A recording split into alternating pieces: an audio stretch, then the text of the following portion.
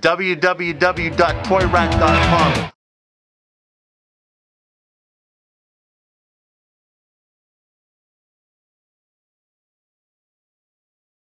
Welcome again from the epic center of game collecting. We are here live Saturday at Toyratt.com. Once again, Toyratt just paid someone's Visa bill. We bought it outright. I paid cold hard cash for this collection. And today, Mr. Capcom is going to talk about some of the purchases. Go ahead, Miguel. Alright, so it looks like today, first there's a Sega Saturn that's come in, which is a system that's always famous for being extremely underappreciated up until now. People are finally realizing now what a great system this actually was. Full of some fantastic 2D stuff and some not too bad 3D. I'll show off some of the games here. Fighting Vipers from the makers of Virtual Fighter. Again, another arena 3D combat game. Excellent. What else we got here? Black Dawn. Super Hang-On, which is actually the sequel to Super Hang-On. Not a lot of people know about. Blackfire. The second, Alone in the Dark.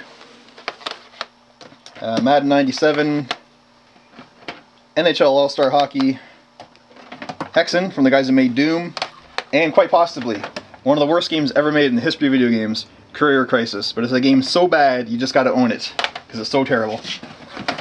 Then also over here, we got some Sega CD games. Again, another extremely underappreciated system, great for its time, but now, 15 years later, people are finally realizing how great it was. Dune, a great graphic adventure role-playing game. Of course, Flashback, which everyone knows is the sequel to Out of This World, which is the Sega CD version, was the best home release of this game, better than the Super Nintendo, better than the Genesis version.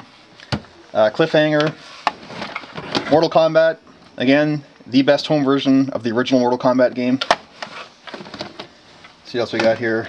Of course, Dragon's Lair, arcade classic, done very well on the Sega CD.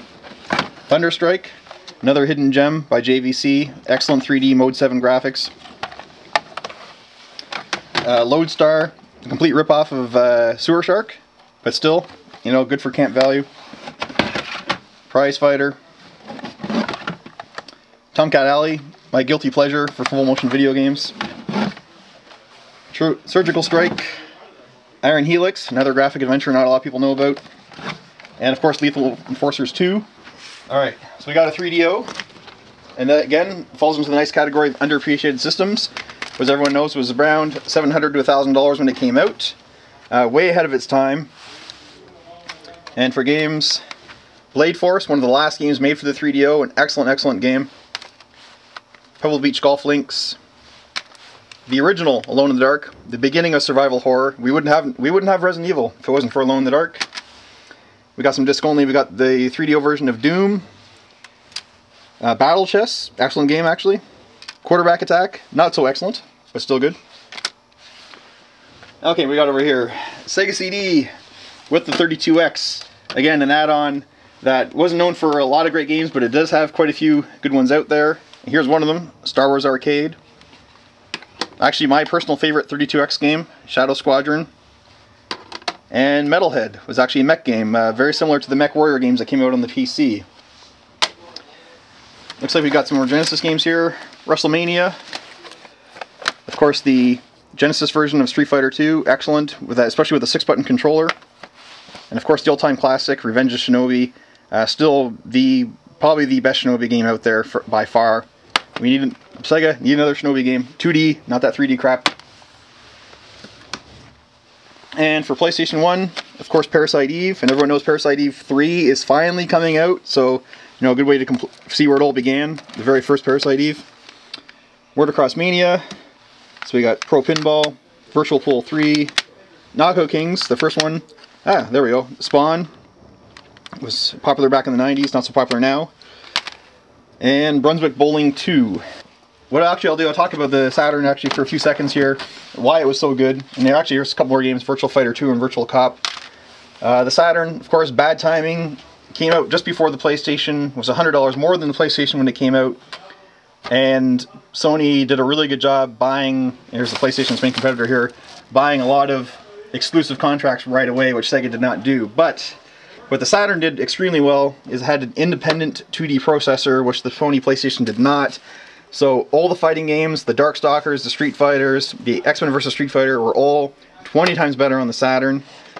And the Saturn is actually known now for having some of the rarest games out there. Panzer Dragoon Saga, Shining Force 3, Shining the Holy Ark, all these fantastic role-playing games that you can't get on any other system. They're only released on the Saturn. So if anyone's into old school RPGs or 2D fighting games, this is the best system out there for it by far. The PlayStation, of course, one of the most successful systems in history, but in my opinion, definitely not the best. Had a few good role-playing games, but its complete lack of 2D processing for me as a retro gamer just kind of killed it for me. But once again, the Sega Saturn, that's the way to go. Also on in today, obviously, with the Sega CD and the 32X.